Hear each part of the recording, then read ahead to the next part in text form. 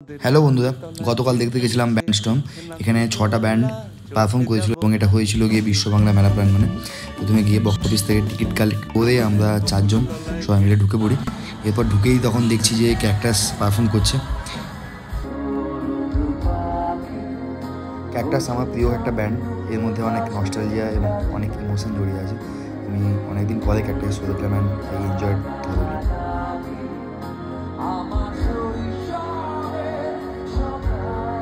এরপর স্টল থেকে টুকটাক খাওয়া দাওয়া করে wait for the OG band পৃথিবী।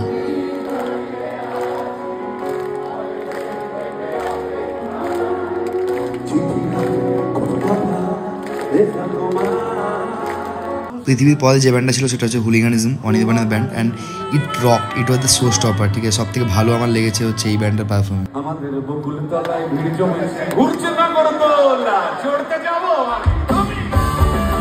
শেষ দুটো ব্যান্ড ছিল হচ্ছে গিয়ে ফকিরা এবং the OG fossils.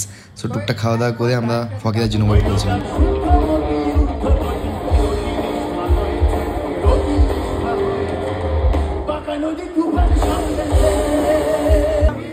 Fossils perform করার আগে এখানে কিছুজন ফসিলসের ফ্যান যারা একটা ওপেন কনসার্ট তৈরি করেছিল, আমরাও তাতে পার্টিসিপেট করি। Everyone was singing the fossil songs and everyone was enjoying. So after that